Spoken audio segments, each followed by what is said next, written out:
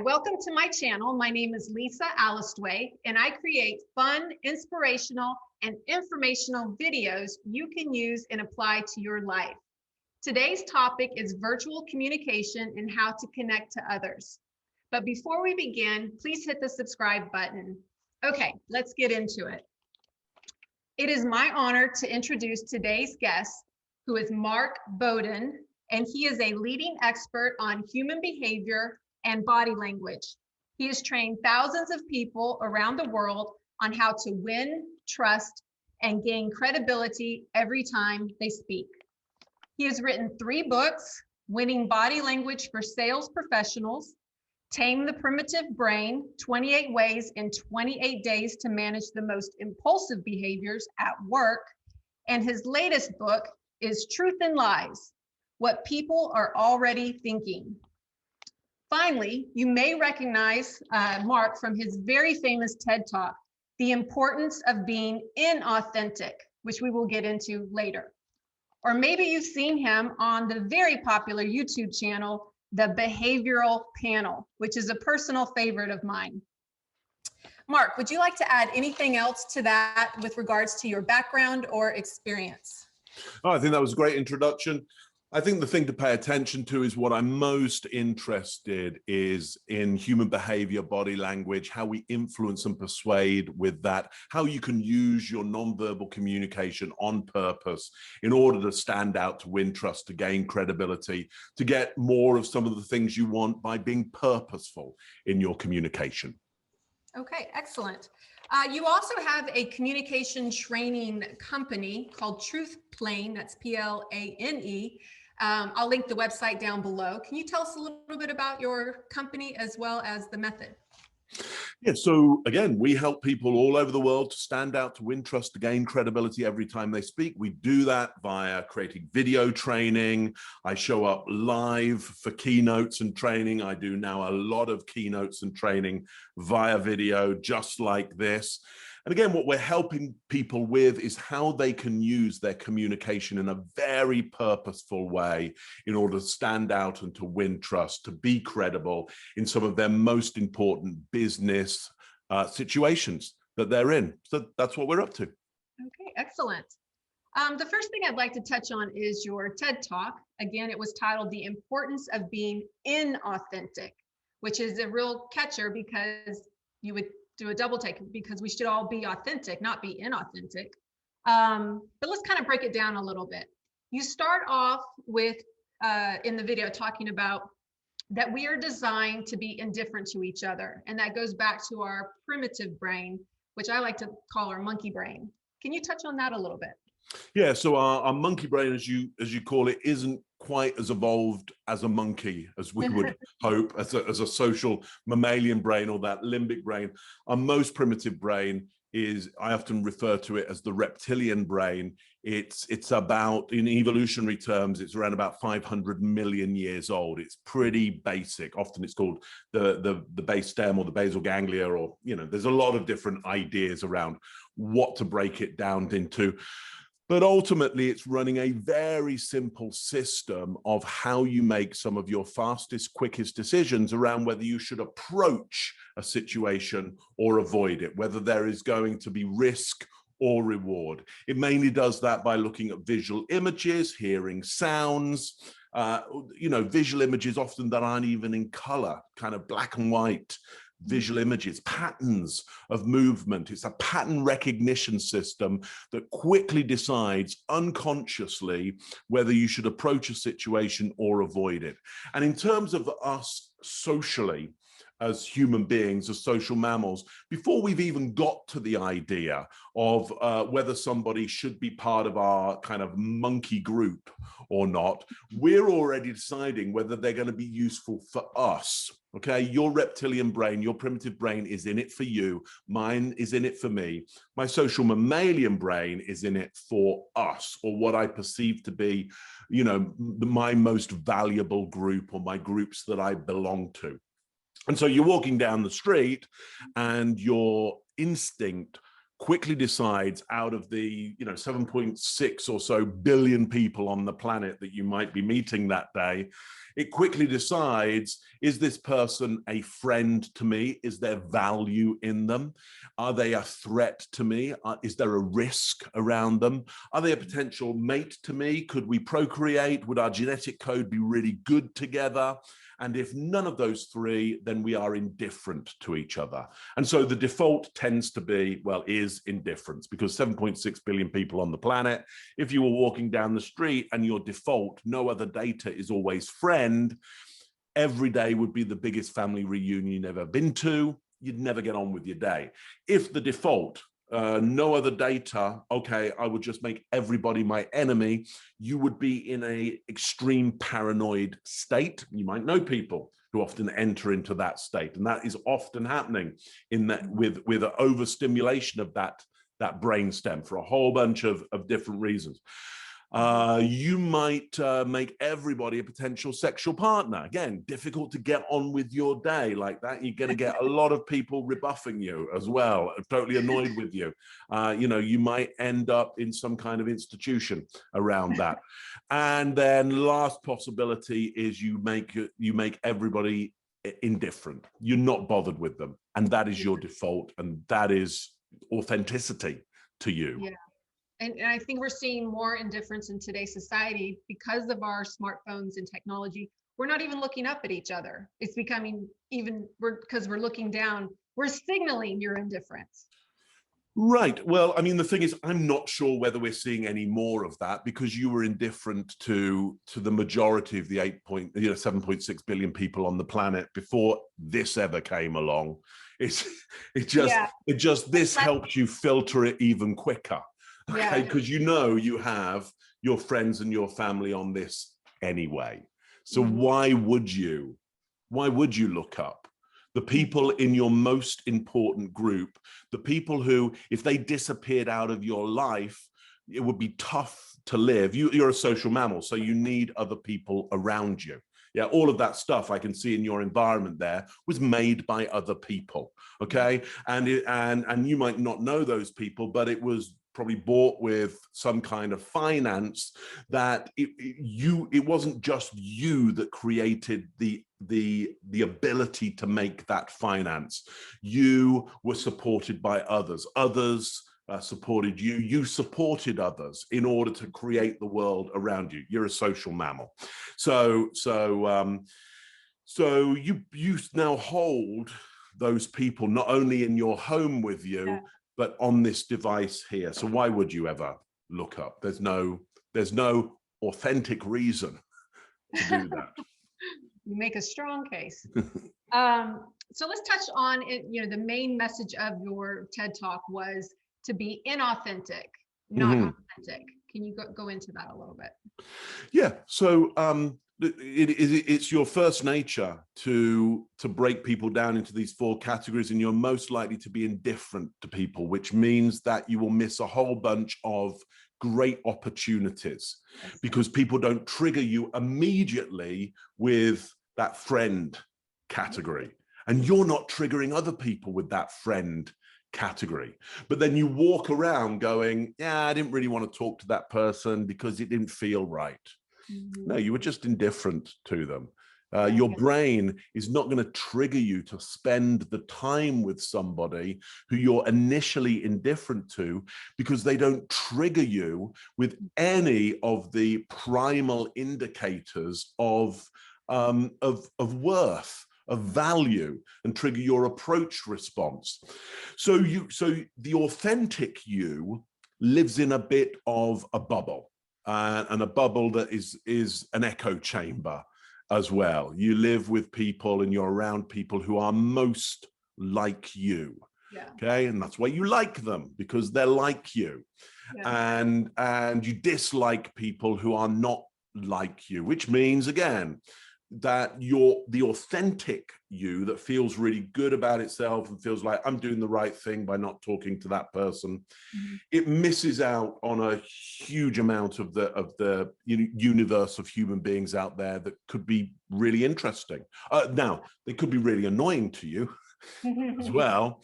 And what happens is when they get annoying for us, certainly one of the modern ideals we put up on them is, I think that they annoyed me because they weren't being authentic.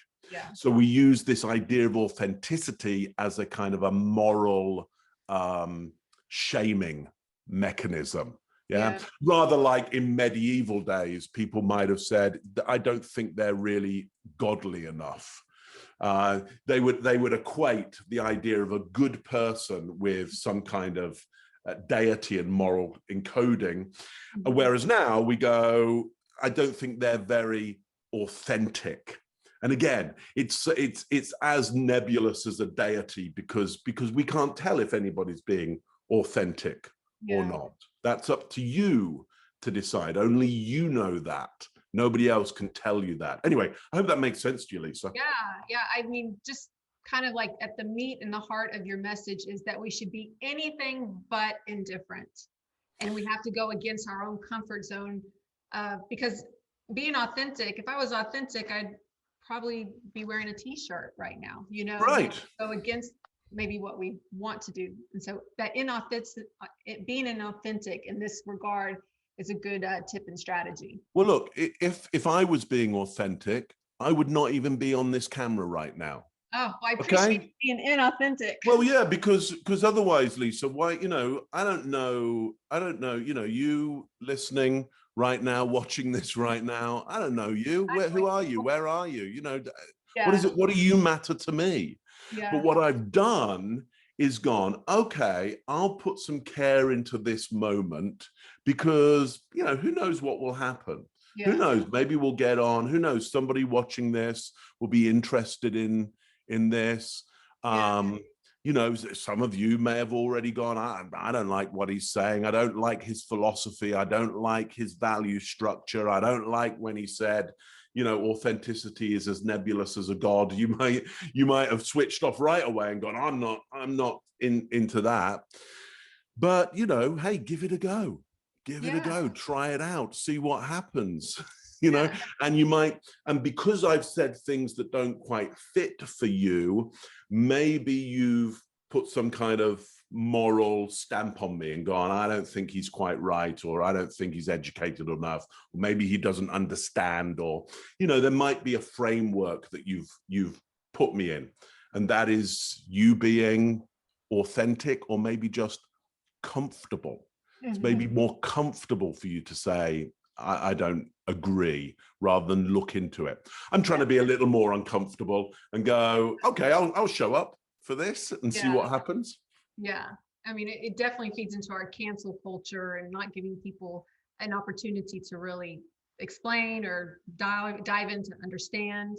We just want to take snap judgments about people and write them off, Yeah. So intolerance happens on both sides.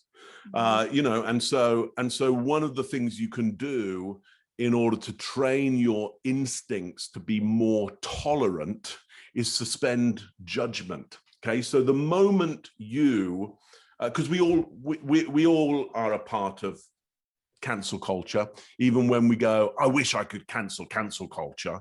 Well, you're just canceling the cancelers. It's like, we should ban that. We should ban that. No, you're just canceling the cancelers. That's all you're doing. You're just joining in. Actually, when you start doing that, I think cancel culture should be banned. It's not right. It's not good. You're just joining in. You have more in common with that cancel culture. Yeah. You're just comfortable with the idea of, rather than being tolerant around intolerance.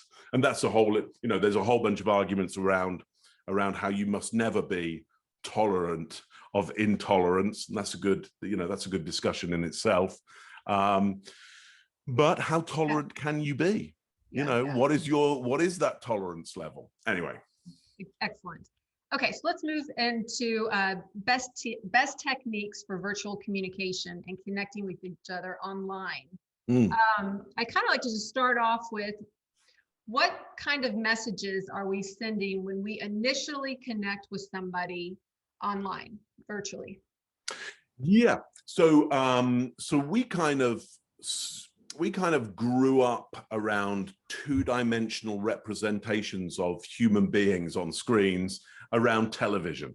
Yeah, that was one of our first introductions, maybe cinema, but more likely in the home, television. And television, you don't interact with. Yeah, you choose a show which is provided to you, whether it's news or documentary or drama or comedy.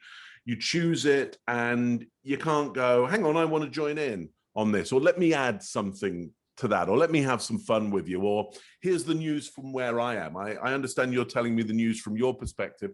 Here's the news from my perspective. So what tends to happen is when we get on a meeting with people via video, we get triggered into being passive consumers of what they're there to deliver to us. Whoever made the meeting, you kind of, okay, I'll just be a passive consumer of that. And we don't become active contributors and conversationalists, because this is only really useful for conversation. Because if it was, you know, if this was really about you just hearing from me, Lisa, you would just send me questions and I'd just make you video and go, okay, there you go.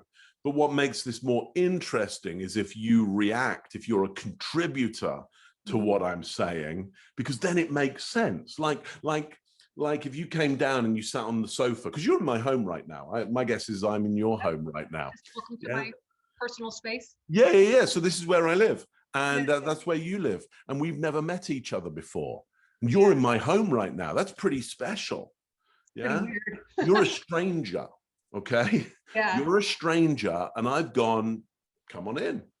Sit down. Now, it'd be super weird if you as a stranger just sat down and didn't say anything to me and didn't give me your opinions, didn't go, here's what I'm thinking, or react to what I'm saying. That would be weird and unconversational. It would just be me delivering my viewpoint at you. Well, that's the problem with this. It easily turns into that. It is easily antisocial and not social. Anyway, what do you think to what I said there, Lisa? Yeah, no, I think it's great. We definitely are living in very odd times. I mean, we've escalated this whole online world, and where we have to like meet strangers online for the first time and talk, and we're all just kind of learning as we go. And so what are some of the tips that you would give? I mean, I've done my own like little research on this. For example, you know, they want to show this much of your body, right?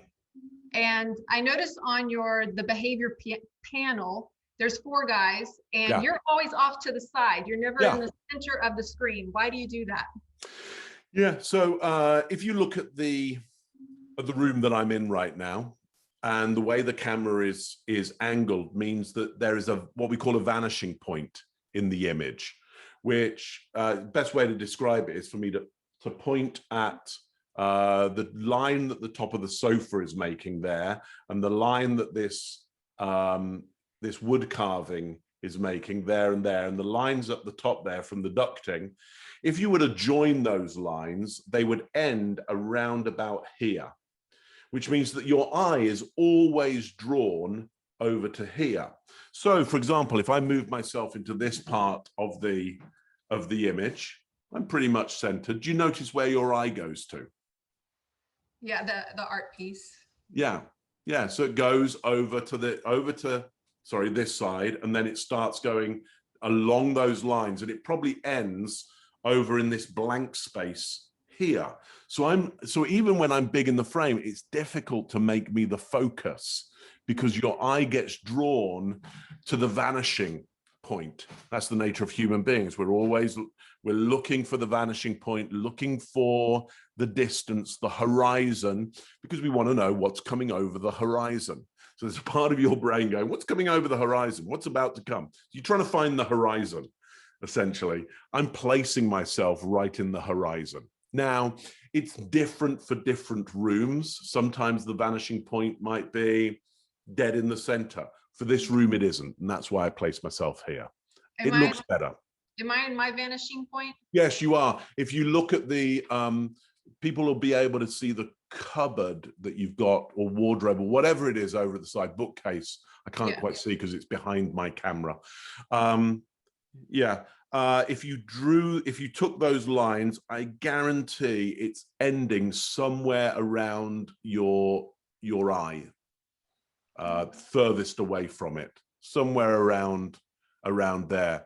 And one of those bull horns is then pointing into your head. So it brings our eye into the center there. Yeah. That would be better? No, you're great where you are. Okay, great. That's great. Yeah. Okay. What kind of tips would you give for connecting online, since we all know the cons of being, and the pros and cons of virtual communication. So what would you give as far as tips to people who are meeting online? Yeah, okay. Here's what you need to look. We connect via value systems. That's how we socially connect. Working out, like, number one, does somebody live in our geographical location? If they do, they're more important than people who don't, because there's more perceived power.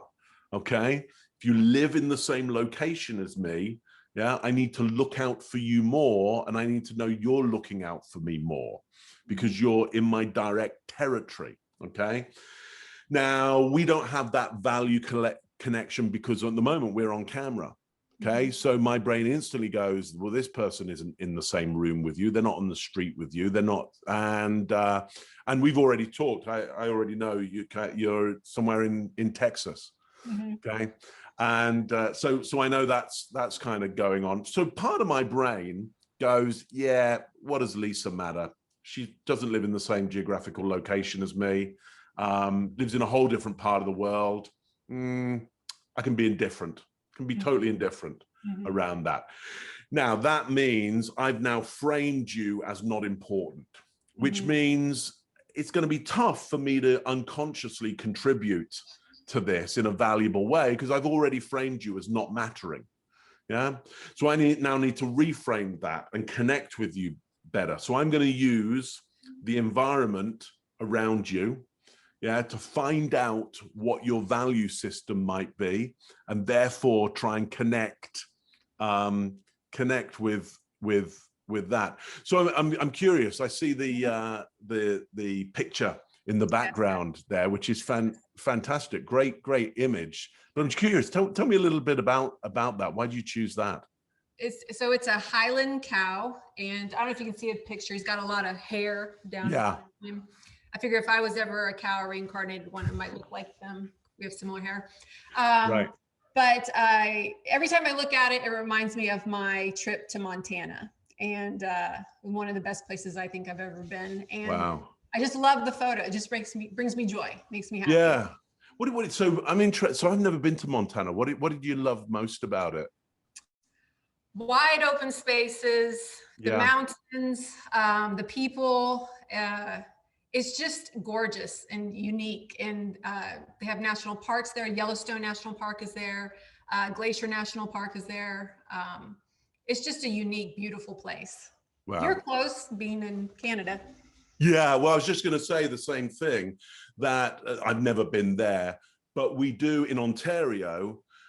We have wide open spaces. They're a little flatter, but obviously as you then get out to like the Rocky Mountains, and my guess is it gets more similar to those wide open spaces that you're talking about there. So now, do you see how quickly I've got you talking about your value system, wide open spaces? And do you hear what happened to your voice, and your body expanded on that? You started talking to me in a very different way than you've been talking to me before, because I started to get into the system that runs your behaviors, your value system, what you think is most important. Okay. Wide open spaces are more important for you than enclosed spaces.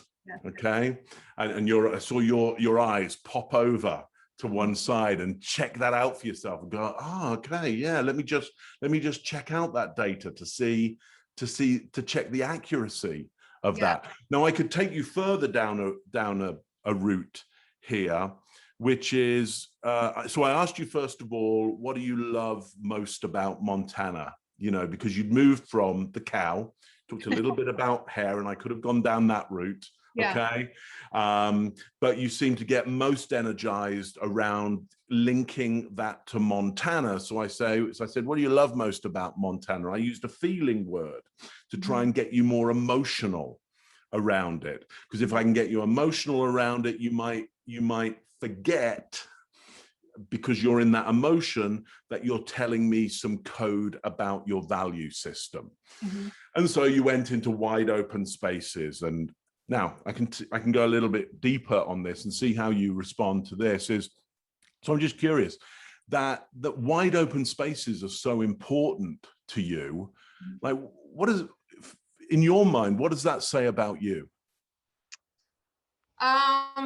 I think because I grew up in the country, that takes me back to my roots. Currently I live in the city, and it's crowded and loud. And every time I get out of the city, I feel more at peace and happy.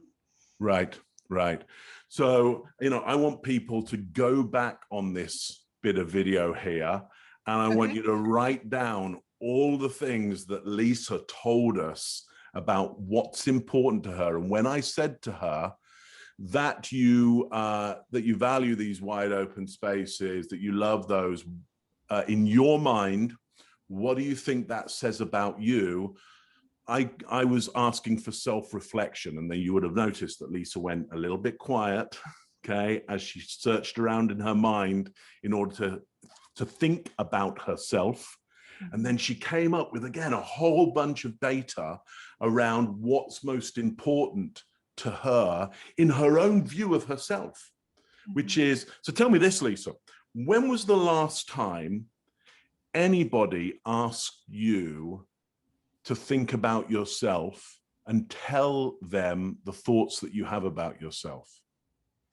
Ooh, I think I had to pay a therapist for that. Yeah, but look how quickly you did it with me. Yeah. So on the whole, people never get asked to self-reflect. They never get asked, hey, just think about yourself for a moment and tell me what your thoughts are about yourself. Okay. I very, very quickly took you down that route. What I would say to people, because, you know, we started this based on the idea of how do you connect with people? That's how you connect with people. Now, we all do it consciously and unconsciously some of the time. We never tend to do it that rapidly. Somebody who is skilled in this, and you might put me in that category, I'll try and do it really rapidly, like I did it there, without saying to anybody, here's what's going to happen to you. I'm going to rapidly do a very, what we call quick set intimacy. I'm going to get very intimate with you very, very quickly in such a way that you don't really notice. And it feels kind of good. Yeah. And you would get even more information if we were face to face and not online, because you're only seeing chest up. You don't know what my hands are doing. You don't know what my feet are doing, my legs are doing. You would get even more information from the body than you do the face. Is that correct? Yeah, so here's what I am looking, in terms of reading the body language, I am looking for what you get most energized around. I'm going, Lisa was talking like this for a bit, and then it all changed. And when it changed, here's the subject she started talking about. In this case, it was Montana. So I want people to go back on the video and go and look at what happens. Look at what happens when Lisa starts talking about Montana. Because that's when I went, well, I could talk about hair. So I could go down the route of hair, and I was going to go down that route, and then you took me to Montana, and things started, because I'd have only gone down the route around hair because you started doing lots of illustrators around that. There was lots of descriptions, so I'm like, oh, okay, her brain's really interested in that kind of idea. Okay, I can go down that route. And then when you started talking about Montana, you opened right up, and the tonality changed. And then I went, okay, that's what I'm going to go for. I'm going to go for Montana. Now, it's a gamble, it's a guess, but I'm looking in terms of the body language for a dramatic change. because what I'm thinking is there's an emotional state in there. And if I can get into that, then that will overwhelm, and you won't know you're telling me the things that you're telling me about your value system. Yeah, and all of that. And that is useful because I can't see other parts of your body. They just don't show up on the camera as it's positioned now. And also, I'm not in the same geographical location as you. If we did this and I'd have flown to Texas. Okay, so imagine, Lisa, you gone, Mark, will you be on my show? And I went, yeah. And you went, so we're going to do this in Texas. And I went, okay, let's do this in Texas. I got on a plane, okay, and came to Texas. When this interview stopped, okay, or before this interview, if I'd have flown to Texas, what would have happened, do you think? We would meet and we would have a conversation. Yeah, but I'd just show up to your house and for the hour. Oh no, you probably wouldn't come to my house. We'd meet somewhere else publicly. Okay, so probably be public, but I've flown all the way to Texas. Yeah. Okay, and I've flown all the way to Texas. You're just going to meet me for an hour? No, I'd meet you as long as you want for the day. Ah, okay, so that's the difference, isn't it? Now I've made the investment. Your social mammalian brain goes, I owe Mark. Okay, and now you'd have gone, hey Mark, do you want to go out should we go out for dinner the night before? Do you want to meet my partner, friends, family? Like, I'll get a whole group together. You would have engaged me with a bigger social group in a social situation, and I would have learned over that period of what was most of value to you and who was most important to you. Here, I've got to do it rapidly. Because there isn't so much investment of resource, and therefore there isn't so much time with you. And I guarantee after this interview had been done, after this is done, we'll probably just go, okay, good to see you, thanks very much, and off we go. Yeah. If I had come to Texas, you'd maybe be saying, hey, so how are you going to get to the airport? Can I make sure you get to the airport okay? Next time you're here, I got to show you around even more. You would be trying to engage me with your social group. Though I might not entirely fit your value system, you'd be trying to cram me into that value system because of the investment that I'd made in that. You would owe me. Here, easy in, easy out. It was so easy for us to get on this call. It's so easy for us to get out. So it's going to be very easy for us to leave this call not knowing anything about each other. I already know how much you value those wide open spaces, the peace that comes with that, the quiet that comes with that, because I know where you live. Now you gave me a slow blink on that, the peace and the quiet. So that was the blink of acceptance. You went, yeah, you got it right. Okay. Yeah. Exactly. And so now I know some of what the values that are in your approach and avoid response. Because I know it must be hard work for you living in. Is it quite a busy area that you now live in then? Yeah, to downtown Houston. Yeah. Right, which is pretty busy, yeah. Yep. Well, I mean, with COVID, it's a little less, people working from home more. But still, I mean, we're opening up as, the state and so on. But yeah. I mean, if there was no constraints around you, nothing holding you anywhere or reasoning behind anything, where would you be living right now? We'll go with Bozeman, Montana. Okay. And is that kind of where you grew up then? No. That's where I visited. Oh. Okay. No, I grew up in Texas. I mean. So. Oh, okay. Hey, that's very different then, isn't it? I mean, where you grew up in Texas, is that very different from Bozeman, Montana? Yes. Oh, really? I grew up in Central and West Texas, and West Texas is very flat. Montana, again, is green, mountainous, lakes, streams. Yeah. I mean, it's a postcard when you're up in Montana. Wow. How are the people different?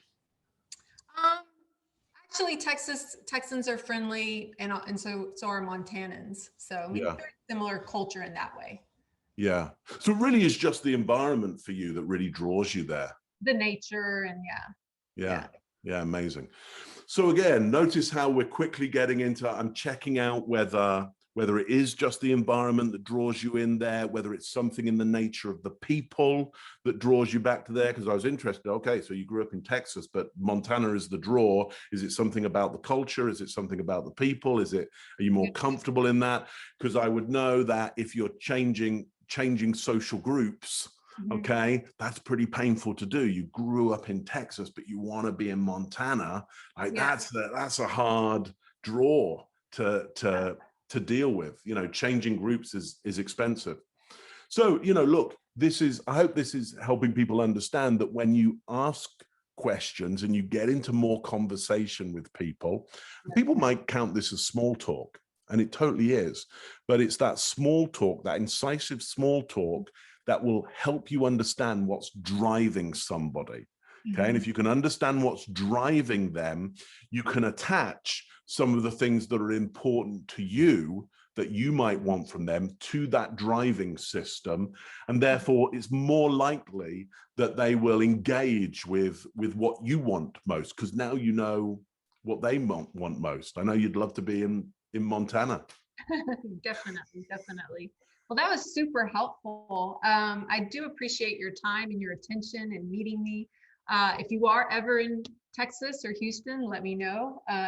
I feel like we've already made a connection. Well, yeah, it will feel like that, because that's quick set intimacy. That's what it's designed to do. But it's not only more helpful to you, it's helpful to me, because now I know that we can be connected. I know what we can connect on. I certainly love wide open spaces. I mean, I'm downtown Toronto, so just like you, I don't get a lot of wide open space. You got to go a long way to get out of the city. Yes. Well, if you liked this video, please leave a comment below.